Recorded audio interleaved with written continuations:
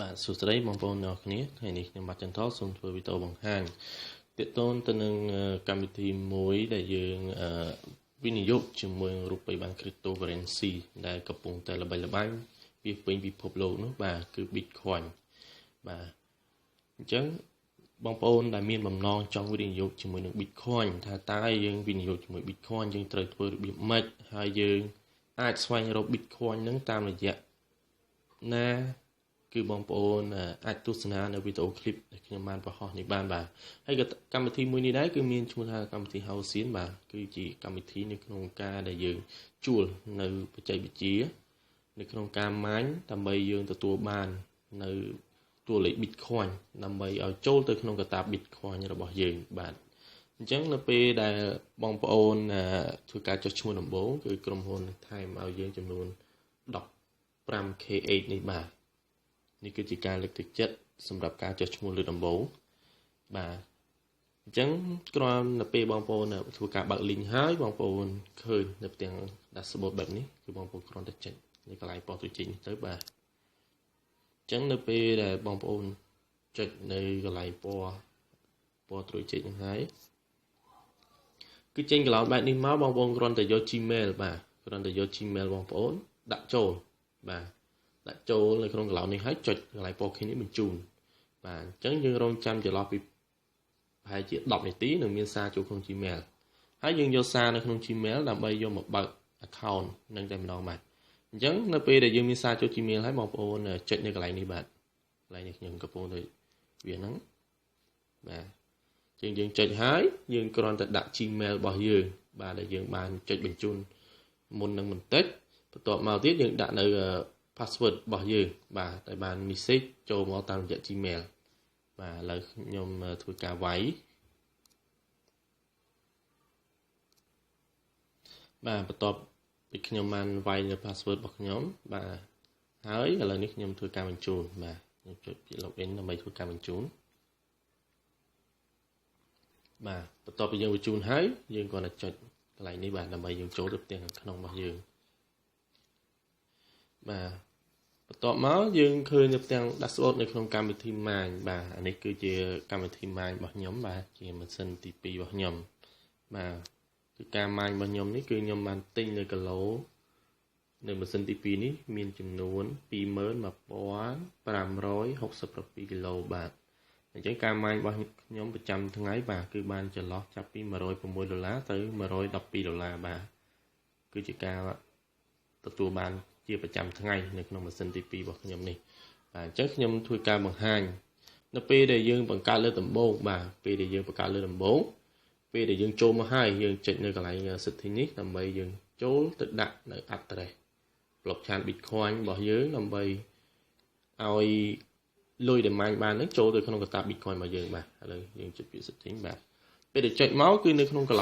លែងនេះបាទគឺមានកន្លោនមួយដែលយើងអត់ទាន់ធ្វើការអីទេបាទគឺនៅកន្លោនសស្អាតពេលដែលយើងដាក់ address Bitcoin របស់យើងចូលហើយយើងចុច share នៅកន្លែងនេះទៅបាទយើងនឹងជាប់នៅ address Bitcoin បែបនេះហើយបាទបន្ទាប់មកទៀតគឺបងប្អូនចង់ដឹងថាតើយើងចំណាយលុយប្រមាណនៅក្នុងការទិញទៅគីឡូរបស់យើងនេះយើងទិញទៅទទួលបានផលចំណេញបាទគឺមានន័យថាយើងទិញគីឡូនៅក្នុងតម្លៃថោកនោះបាទយើងចុចយកពាក្យបាយដើម្បីមើលតម្លៃគីឡូបាទពេលដែលយើងចុចហើយយើងនឹងឃើញបែបនេះបាទនេះគឺជាតម្លៃគីឡូបាទមានន័យថាបើយើងទិញ20គីឡូគេគិតក្នុង1គីឡូហ្នឹងគឺ 0.31 សេនបាទអញ្ចឹងយើងទិញ700ក្នុង1គីឡូគេគិត 0.29 អីដេញរហូតហ្នឹងទៅរហូតដល់ចំនួន 5600 KH នេះបាទគឺគេគិតក្នុង1គីឡូត្រឹមតែ 0.23 ទេបាទដែលធ្វើឲ្យយើងនេះមានផលចំណេញយ៉ាងច្រើនបាទពីការទិញនេះបាទអញ្ចឹងនៅពេលដែលបងប្អូនចង់ទិញបងប្អូនគ្រាន់តែវាយចំនួនគីឡូនៅកន្លែងនេះបាទអញ្ចឹងបងប្អូនមើលថាតើបងប្អូនមានលទ្ធភាពទិញនៅក្នុងគីឡូណាបាទបើយើងមានលទ្ធភាពត្រឹមគីឡូ700នេះគេនឹងគិតតម្លៃប៉ុណ្ណេះ1400គេគិតក្នុង1គីឡូតម្លៃប៉ុណ្ណេះ2800គេគិតក្នុង1គីឡូក្នុងតម្លៃប៉ុណ្ណេះដូចគ្នាអញ្ចឹងយើងបើយើងចង់ចំណេញយើងទិញចាប់ពី2800ឬក៏5600ទៅនឹងចំណេញអញ្ចឹងយើងគ្រាន់តែចុចនៅកន្លោន លេខ20នេះទៅបាទអូខេអញ្ចឹងចុចហើយទីយើងទិញ5600អញ្ចឹងយើងចុចលេខ5ហើយយើងចាប់ដើមលុបលេខ2វិញបាទអញ្ចឹងយើងដាក់600ទៅហើយវានឹងលោតជាតួលេខ Bitcoin នេះចេញមកហើយបាទនេះតួលេខ Bitcoin ហើយសូមបញ្ជាក់ទៅដល់បងប្អូនអរគ្នាផងដែរបាទគឺនៅពេលដែលយើងត្រូវការទិញគឺចាំបាច់យើងត្រូវតែ pay ទៅឲ្យក្រុមហ៊ុនជាតួលេខ Bitcoin បាទគឺយើងមិនត្រូវ pay ជាចំនួនលុយដុល្លារនេះទេបាទពីព្រោះអីវិនាទីរបស់ Bitcoin គឺឡើងចុះអញ្ចឹងយើងត្រូវ pay ជាតួលេខ Bitcoin បាទទោះ Bitcoin ឡើងឬក៏ Bitcoin ចុះក៏ចំនួនដែលយើង pay ទៅក្រុមហ៊ុនគឺត្រឹមត្រូវដែរបាទអញ្ចឹងបន្ទាប់ពីយើងធ្វើការស្នើសុំនៅក្នុងការទិញហើយយើងគ្រាន់តែចុចកន្លែងនេះទៅបាទចុចកន្លែងនេះទៅគឺនឹងលោត QR code របស់ក្រុមហ៊ុនមកគឺ QR code blockchain របស់ក្រុមហ៊ុនហើយយើងគ្រាន់តែ copy លេខ QR code ហើយវាយនៅតួលេខចំនួន Bitcoin នេះទៅយើងក៏ដាក់ក្រាស់ទៅគឺជាការស្រេចហើយបាទអញ្ចឹងខ្ញុំចង់បង្ហាញបន្តទៀតថាឧទាហរណ៍ថាយើងចង់ដឹងថាតើយើងទិញនៅក្នុងតម្លៃប៉ុណ្ណឹងក្នុងមួយថ្ងៃយើងទទួលបានមកវិញប្រហែលយើងគ្រាន់តែចុចនៅកន្លែងដែលខ្ញុំកំពុងតែវាសនេះទៅបាទអញ្ចឹងពេលដែលចុចនៅកន្លែងខ្ញុំវាសនេះហើយវានឹងចេញផ្ទាំង dashboard បែបនេះដើម្បីឲ្យយើងធ្វើការគណនាបាទឧទាហរណ៍ថាឥឡូវនេះខ្ញុំបង្ហាញមិញហ្នឹងគឺយើងទិញ5600គីឡូបាទ5600អូខេនៅពេលដែលយើងវាយលេខ5600ហើយគេនឹងដាក់បញ្ជាក់ឲ្យយើងបាទអញ្ចឹងបើយើងទិញនៅក្នុងចំនួនគីឡូប៉ុណ្ណឹងក្នុងមួយថ្ងៃយើងបាន27ដុល្លារចុច92សេនបាទអញ្ចឹងអាចលើសនឹងបន្តិចអាចឈានដល់28ឬ29ហើយបាទអញ្ចឹងក្នុងមួយខែយើងបាន195ហើយក្នុងបាទសំទោសក្នុងមួយសប្តាហ៍យើងទទួលបាន195ដុល្លារហើយក្នុងមួយខែយើងទទួលបាន837ដុល្លារបាទហើយរយៈពេលនៅក្នុងការដែលយើងរួចខ្លួននោះគឺយើងចំណាយចន្លោះរយៈពេលបាទគឺ47ថ្ងៃនេះឯងដែលយើងរួចខ្លួនហើយការទទួលផលរបស់យើងគឺបានរហូតដល់2ឆ្នាំបាទអញ្ចឹង2ឆ្នាំយើងទទួលបានសរុបគឺ